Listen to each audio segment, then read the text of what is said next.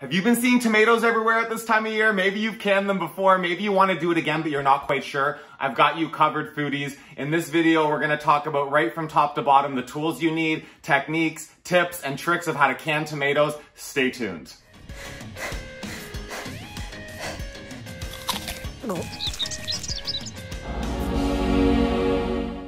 Hello, my mindful foodies. Welcome back to Move Nourish Heal. I'm Mike, and today we are gonna do canned tomatoes, okay? So I bought these as an impulse purchase. I was at the little grocery store nearby. They have locally grown produce, and I already left the store. I saw these on the way out, and I was like, you know what? I'm almost out from the last time I did it, so let's do this together, okay? I have a whole bushel here. What you're gonna need is jars. Don't ask me, right? It's called canning. It really just means preserving. You have to be really aware if you're reusing these rings, they have to still be in really good shape, okay? You wanna make sure that the rubber gasket going around still looks shiny. It's still got some like squish to it. There's not a big indentation in it. It's not dried out, all of that kind of stuff. A lot of people reuse these 1 or 2 times. Some people swear that you have to use a brand new one every time. The last thing that you're gonna need is something to move all of these hot jars once you've got them filled up with boiling sauce, okay? So this is the really traditional tool for canning that most people will maybe have seen if you've done this before. This is, you know, designed to be able to really easily pick up those jars when they're hot. I also use my UV glove, like this is the anti-steam, but any UV glove works, and it's just then you can of course move the jars around really easily. I'll be using both of those probably. Those are the main things for the canning stage. You'll also want to have a nice big sturdy cutting board, a nice sharp knife, chef's knife of some kind, or a paring knife. You know, you can do really the whole job with either one of these, but both might help. Some towels. This is gonna get a little messy. Also some big pots, okay? So you need something that's non-reactive. That's almost any pot you buy nowadays, but some older pots made of aluminum can cause some issues, make the tomatoes taste funny. Just make sure you don't have an aluminum pot. The other thing that you might want is something to blend it. Okay, I'm gonna use this. That's how I'm gonna do it, which I'll talk about a bit later. Also something like this, a food mill, is a way to take the skin and seeds out after you've already cooked the tomatoes as opposed to before, okay? So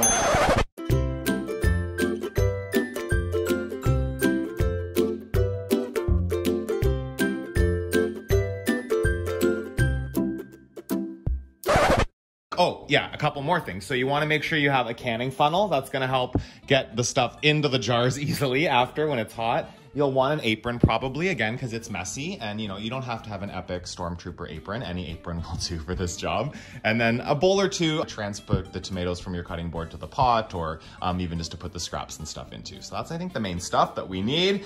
Let's get chopping some tomatoes.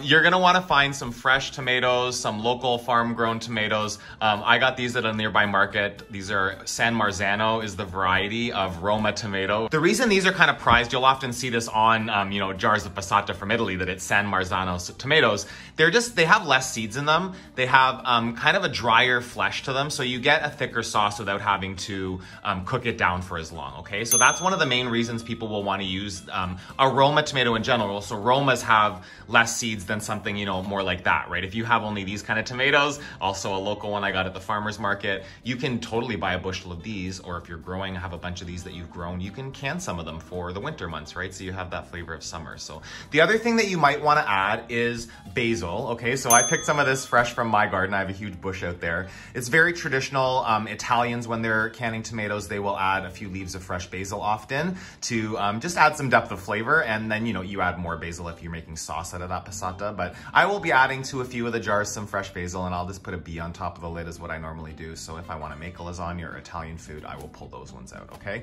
The last thing I want to quickly talk to is just the quality, right? So when you buy tomatoes fresh like this, it's kind of always this struggle of like, some of them are going to have spots on them, as you can see. Some of them are going to look like, you know, not the greatest. That's possible. But what you want to make sure when you first buy a bushel of tomatoes, often they're not all ripe enough for you to can.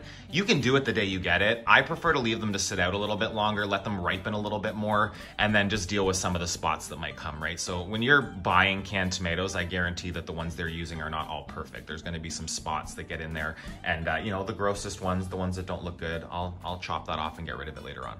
Okay, so now that you know what we need in order to accomplish this task, I just want to talk to a couple of different things. So, different ways of canning or preserving your tomatoes, okay? My family always did the hot fill method. I've always done it this way whenever I've done this in a group. This is my first time doing this all by myself, just for the record. I've always had at least 1 or 2 other people there. So, whenever you're doing a hot fill method, what that's going to look like later on is that we will have sterilized jars, and I'll talk about that. We will have the boiling pureed tomatoes that are seasoned with salt, and like literally still on the stove and on a low simmer, we will ladle this into the hot jars that I will have hot in the oven, and then the hot jars and the hot sauce, and we seal them right away, and there's enough heat there with the acidity and the salt in the tomatoes to preserve them, okay? The other way you can do this is by, you don't even have to necessarily process the tomatoes, like cook them first. You can put tomatoes right into a jar, seal it, and then you boil those jars in water. So the other thing that I want to talk to is controversy of, do you leave the skin on? Do you leave the seeds in? Do you take it out before? Do you do it after? All of that is completely, like, Nonas could just argue about that all day, I'm sure. In my family alone, I know that my Nona is a leave the skin on, which I am too, and her sister is like a take the skin off kind of person, right? So her story was always, when you leave the skin on, you're leaving the sunshine and the nutrients in the jar. That's what she would basically say. With me, if I'm being honest, it's partially a laziness and partially that's like lovely and romantic, and that's just what my family does, right? So with me, if you want to take the skin out of the tomatoes, you can do that. And I already mentioned some of the stuff you can use for it. There's also maybe that big machine you've seen with the cone that comes off and it pushes the sauce through. There's all kinds of different ways to remove the seeds and skin.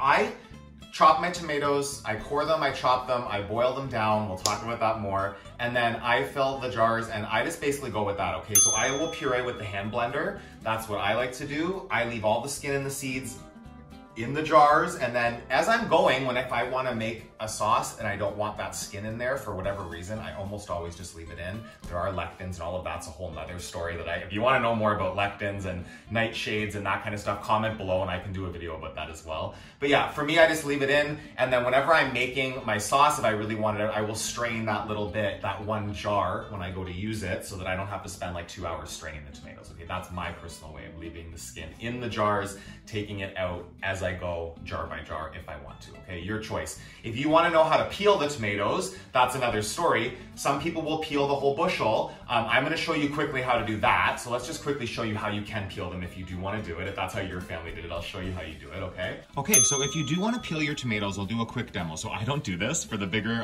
bushel, I'm not going to do it. If you're doing a whole bushel, what you'll need is a pot of the water, you'll need your tomatoes, you're going to need ice water, and something to get them in and out of the pot. What I'll say too is some people will core the tomatoes now. Some people will put an X in the bottom of the tomato with a knife. Like, I'm all about like doing less things. If I have to touch each tomato 4 and 5 times, then it's going to be a lot more work than if I can just do it less times. So I'm going to put them in there with the cores in without cutting into them. Give them, it's about 90 seconds to 2 minutes roughly. You'll see the skin start to split open. As soon as they're starting to split open, give them another maybe 20 seconds, and then you can throw them into the ice water, okay? So I'll speed this up. Now, because these were different sizes, I can see that the little guy here, his skin's already split open. I'm gonna throw him in the ice water. So you just check. All right, and that's been just around 90 seconds. I'm gonna take these out of here. I can see that most of them now, I think all of them have a split. So just dropping them into the ice water. Now, if you're doing a big batch of these, then they'll obviously have time to sit in there, but give them just a minute or so to cool down. And then once they've cooled down, you should just be able to pop them out of here and then peel the skins back. This is the reason I don't love to do this, because it's a messy job. You're gonna have this all over your kitchen, but it's your call. I totally understand that. Sometimes it's just get the work out of the way now. There you go, peeled tomatoes. If you really want to peel them before you do all of this, that's your call. My personal philosophy is that I want to touch whatever I'm doing in the kitchen less times, okay? So if I have to wash my tomatoes, and then I have to core my tomatoes, and then I have to put a little X on the bottom, boil them, peel them, chop them up, it's just so many times touching the tomatoes, really, like, more work. Each step takes another amount of time. I'm just gonna wash these, I'm gonna chop them up, and as I'm doing that, I will be coring them and chopping them at the same time. And then I'm gonna boil as we go. So that's the way I like to do it. Like, chop, get enough to start something happening in the pots, and then move through and just keep adding as we go. So that's what we're gonna do. The first thing we have to do is we have to wash these tomatoes, so let's get them washed, okay? Oh wait, first thing I'm gonna do, wear an apron or wear clothes that you don't care about, okay? Like I said, you don't have to have like an epic, amazing stormtrooper apron like I do. You don't have to feel bad if you don't have that, but whatever apron you've got, or wear clothes you don't mind. Tomatoes can stain and you're gonna get some tomatoes on you probably, okay? So let's wash these guys. Okay, so clean your sink beforehand. You wanna have a clean sink to do this in, or whatever. If you don't have a big gigantic sink, if you don't have two sinks, however you can manage it, it can be a big bowl. Like I said, my grandmother used to do it in a bus bin with a hose in her garden, whatever you've got. So what I'm gonna do, as I'm going, it doesn't have to be one at a time, but I'm gonna go slow enough that when oh, see, that's a good one. So when I find one like this that is literally like oozing liquid, it's like covered in mold, I'm just gonna throw those ones aside and we'll get rid of those, okay? So spots I'm not too worried about, a couple of spots, but like if you go to pick it up and it feels like liquid for half of it, I'll throw all those in a bowl, and later on I will go through that bowl, you know, and pick out, if there's some that are like half not rotten, I'm fine with that. I'm gonna use them. So I will just speed this up. It'll probably be 2 trips through the sink. Okay, so this is the way that I do it. I basically fill the sink up with water, cool water, give them a wash, okay? These are getting boiled, right, vigorously with salt, so it's like not really, I'm not concerned too much about them being spotless. It's just like, you know, pieces of leaves, any gross kind of bits that you don't want on there. So once I've got them kind of agitated a little bit, I'll transfer them to a colander, and I will just let those drain, and then I'll do this process again and again. I think you get the idea. Wash your tomatoes, pick out the ones that are the grossest, okay, and we will deal with the grossest ones later on.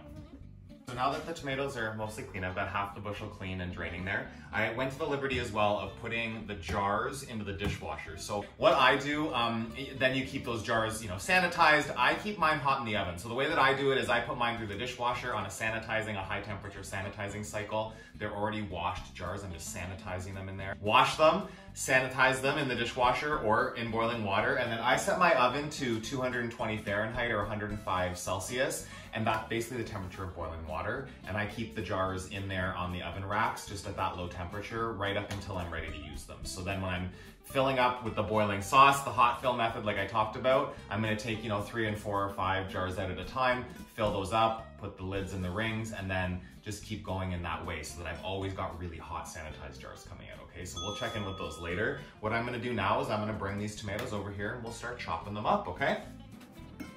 Okay, so we're gonna start here chopping the tomatoes. This is the job now. What I'm gonna start doing is I'll start chopping them up and I will start putting them into the pots, and then once these have about like, you know, 15 centimeters at the bottom, something like that, I'll put them over onto the stove and get them going and just keep up the work of chopping. So as I'm doing this, like I said, you might find some are kind of a little bit gross. Wrinkliness doesn't bother me nearly as much as like rotten spots. So I'm gonna take the top off.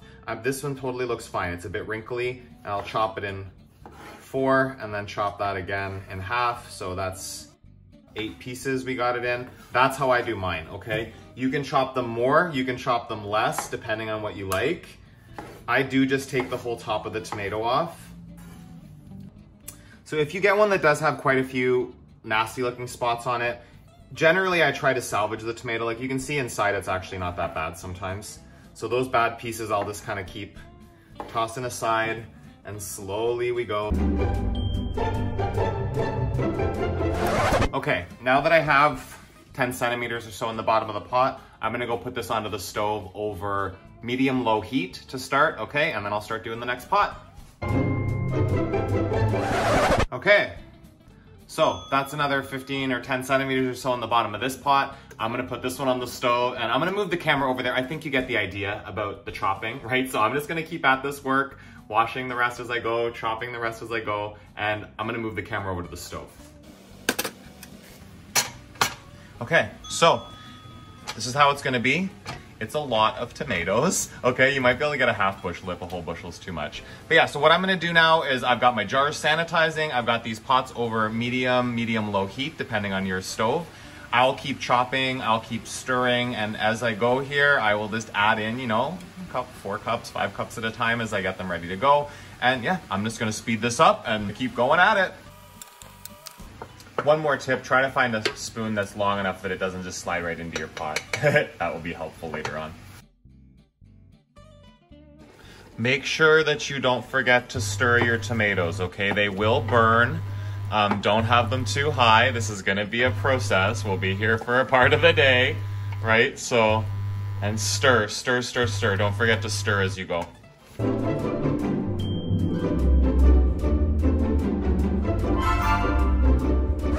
Keep scraping the bottom to make sure nothing's sticking. And then this will cook until everything's looking like it's starting to break down. Check back in after that. The peeled tomatoes. My hand after cutting them. It's why I don't do it. Sanitized jars. So from the dishwasher, just to ensure the jars stay hot, I do keep them in the oven at 220. So I'll fill up the oven here and then turn it on. Just one more step to ensure that they're piping hot whenever I fill them up. You can do straight from the sanitizing cycle in the dishwasher with boiling sauce if you can line up the timing. I'm just gonna put all these in, I'll speed that up. Okay, so these cooked for about 40 minutes, simmering gently, and then I turned off the heat, let them sit here for about another 30 minutes. They're still very hot, but it's not boiling. It's not like outrageously hot because I'm about to use the hand blender, okay? And the reason I blend this at the end of cooking is because if you've ever done tomato sauce that splatters all over the place, this actually prevents the splattering. As you can see, my stove does not have tomatoes splattered all over it. There was no splattering from this on a low simmer. The bubbles can come up between all of the pieces of tomato in there. So now I'm gonna blend it and then bring it back to a boil before I can it. If you plan to blend in the pots like this, again, not boiling rapidly, make sure that your blender is, I've done it with this multiple times in a pot like this. I actually somewhere have a much bigger one, like I call it my boat motor. I can't find it since my move. If you have one that's all plastic, be careful to make sure the sauce is not too hot, okay? Make sure it's okay to be submerged. You don't want to submerge it past like where it connects to the handle in most cases. And we're just gonna blend through this. So my tips for when you're blending with a hand blender is that you don't wanna get too close to the top, okay? If you get to the top, that's when it's gonna spray everywhere. Keep it more or less up and down. And just going up and down around the pot. Being patient. I will speed this up. All right. So, you can see the difference now between the two of these, I'm sure. Okay, so this is where I'm gonna stop right now. I can see that there is no big pieces of skin. You can still see a few seeds, but that's okay with me. Now for the second pot. All right, those look good. And just again, making sure, so you can see that I never went up above that line where the hand mixer comes into the handle, okay? Just be aware, don't ruin your hand mixer, your hand blender doing this job. We don't want to forget salt, okay? So salt is really definitely important for flavor. You want to make sure that the tomatoes taste delicious, but it's also part of making sure that they stay preserved and safe in the jars. So about 1/4 cup for a bushel. It's roughly about a teaspoon per liter per quart. I'm gonna put a little bit less than half in this and a little bit more than half in this one, just because I kind of know how much these pots hold. So roughly like that. And I'm just gonna mix it again through with the hand mixer. Okay. So, I'm gonna remove one of these pots from the stove. I'm gonna turn the other pot on, bring it back to a simmer, and we will start canning and filling up these jars. Okay, so what we have set up here now. This is the one pot of sauce. It's simmering, as you can see. We'll discuss that foam in a second. The splatter shield's optional. You probably may or maybe don't have one of those. It's a great tool if you do have one for certain jobs like this. As you can see, it's got quite a bit of splatter. I have a tray. I'll start to fill it up with jars. I'll do 2 or 3 at a time out of the oven as we go. And the tray just makes it a lot easier to move all the jars after we're done. And then back here, I have a pot of water that's simmering. It's got in there the canning funnel, it's got some tongs, it's got my ladle I'm gonna use. All of those have been already washed and sanitized, but just to keep them clean. And underneath all of that is all of the snap lids, okay? So all of those flat snap lids are underneath. And I'll pull those out with the tongs, one at a time, put them on top of the jars as we fill them up, okay? So let's get going with that. First thing with the foam. All right, so the foam, as you can obviously see, it's kind of a little bit gross maybe. I don't think it's anything to be that concerned about, but if you want to just take a spoon and scrape back just the bulk of it. It's been simmering now for a few minutes. You want to make sure you actually have a boil going for a few minutes so that it's really hot. Got a good boil here. Jars are hot. Want to make sure not to touch the top part of the jar. That's the most important thing, okay? Don't want to get that contaminated for the seal. Canning funnel, again, it's been sanitized and it's just been there in that boiling water. And you just fill them up slowly and patiently. I will speed this up. Just gonna fill it up to the bottom where the line is on the jars, okay? Just slightly below that each time. Right away, I'm going to remove the canning funnel and I'm going to place the lids on top, okay? Again, making sure not to touch, make sure you're only taking one at a time and you're not touching these rings with your hand, your fingers, okay? If you get anything on the tops of the jars, if there is some sauce that gets on that rim, take a clean paper towel, dip that in the boiling water and just as minimally as you can, like touching it as little as possible, get that off of there, okay? So line those up. The rings don't have to be sanitized because if you think about it, they're not actually touching anything that's in contact with the food. Turn those on. Keep stirring it or it's going to splatter everywhere, or you can turn it way down now that it's lower. And you see that I got one of the jars here, so I'm just going to dip the paper towel in some of this hot water, this clean water, and just wiping the top edge, okay? This stuff down here doesn't really matter. It'll just dry up later. And again, getting these lids on here as quick as you can. For these last two, I'm going to add the basil. So this is fresh basil from my garden. It's been washed a couple of times, made sure there's nothing on it. I'll add that first to the hot jars. Finish up this first pot. Okay, so I'm going to get this out of here. All right, so I added what was left of that other pot.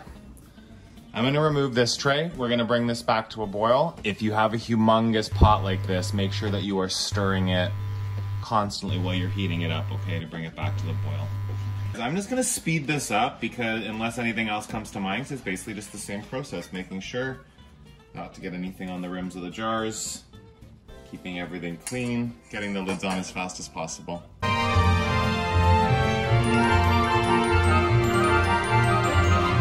Now, as you can maybe tell, I grossly underestimated the number of jars. Thanks, Google. So, we are going to, luckily I have extra jars. I had to get some out and wash them. They're already in the oven.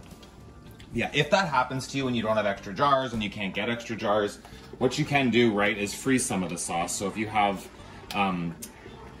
containers, freeze, like, you know, plastic containers that you can freeze it in. And as well, another option is if you cool the sauce down, you can freeze it in plastic bags, right? You can put it in Ziploc bags, lay them down on a cookie sheet and freeze them like that.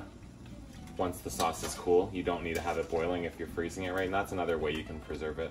Be careful moving jars that you already filled. You don't want to move them around, shake them around, knock on them. Don't touch the tops of them, wondering if they've popped or not yet, okay? You want to let them sit.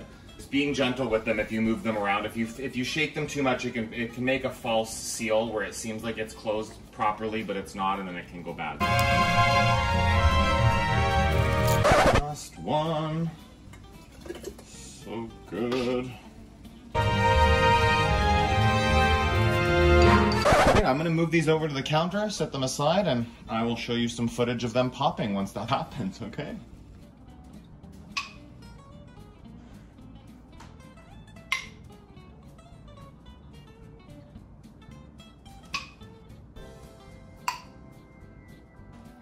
Okay, so it's been 12 hours. I didn't touch these overnight. I let them cool to room temperature. When I checked this morning, most have sealed, which is amazing, but not all, okay? So you'll see when you touch the top, some of them are still gonna be popped up. Hopefully not, but maybe, okay? And if that happens, I'm gonna be honest, I reused half of the snap lids that I used were reused ones, okay? So less than half have not sealed, so it does show you can reuse them sometimes.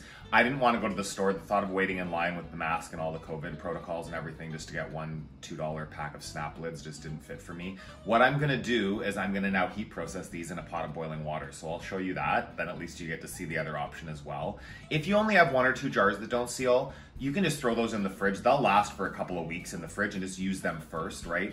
If it's like this, where I think I have about 6 that didn't seal, I'm gonna boil them. If they still don't seal, like you can like take the sauce out of the jar, boil it, redo the hot fill, or reprocess the jars again.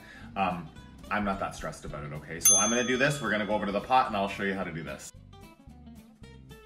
A couple things that I noticed, so that yes, multiple of these are definitely reused snap lids. I can't tell with all of them, but some I can for sure tell because there's like writing on them, right? And the other thing, actually, almost all of these, the rings were not tightened enough. So that's something as well. If the ring isn't tightened whenever you leave them to seal, then the steam basically can just escape from underneath the snap lid, and then there's not that pressure differential that seals it, okay? So make sure you tighten your rings enough. And this for me is basically like a worst case scenario, is having to do it in the pot, like, and it's really not that big of a deal. So this part might seem weird, and I don't think everyone does this.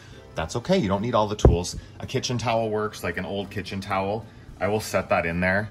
And then that just keeps the jars from rattling around on the bottom of the pot, okay? So I'm gonna set these in carefully. As the water starts to come up, that's where that tool comes in handy that I never used yesterday. This is the way you don't burn your hands, right? Is by setting the jars in with this puppy here.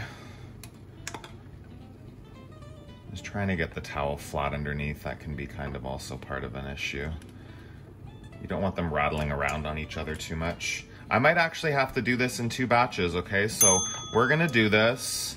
I will check back in at the very end of this video and let you know how this turned out, if they sealed or if they didn't seal, okay? But you don't want a rapid boil, all right? You want a gentle boil. I think I can get all but 1 in here, so that 1 will just go into my, oh no, wait, I'm about to overflow the pot.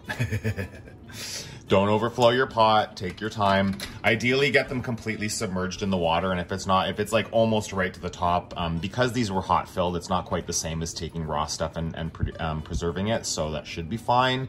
If the lids pop down and seal, then you should be in good shape. And if you notice that the color of the tomatoes change or anything, that's really the way you know it didn't seal properly. That's the best way to throw that jar out if the color looks off, okay? So let's let this go and we'll check back in at the end. So if the water starts to get low, you can just top it up with a kettle, boiled kettle. And I can actually get these jars covered if I'm like right at the top, and it's not really boiled over. It's been almost 40 minutes actually here. Just watching it, keeping it at a temperature where it's not boiling too rapidly, but that it's boiling.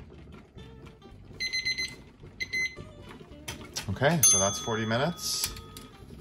And now you can just carefully take these out of here.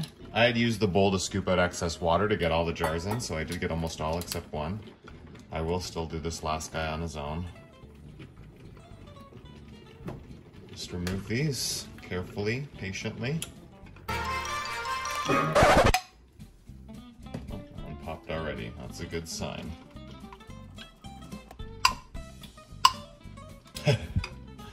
I think they're sealing. Again, if this is the worst case scenario, it's not so bad. And I will leave this last one in here and give it its time. And that is that. Okay, so that was on purpose, but I swear all the rest of those were not. I'm doing this after I finished editing most of the rest of the video, and I could not believe how like it was like clockwork. As soon as I started recording, I started every single thing with okay so. Hopefully that changes next time. Now that there's an awareness, there is room for growth and change. Hopefully you enjoyed that video. If you learned something new, please comment below and let me know what you learned. If you have any questions about anything there, like any of the steps, please let me know. Ask in the comment section. And also, if you want to see me make something with all of this passata, comment below and let me know what recipe you'd like to see me make, what plant-based recipe you'd like to see me make with some of these tomatoes. Please subscribe to the channel, like the video, hit that thumbs up, hit the notification bell so you know when there's more content coming. Keep moving your body, keep nourishing your body, stay connected to me and to your yoga practice. If you don't do yoga yet, do some yoga with me too. I will see you really soon.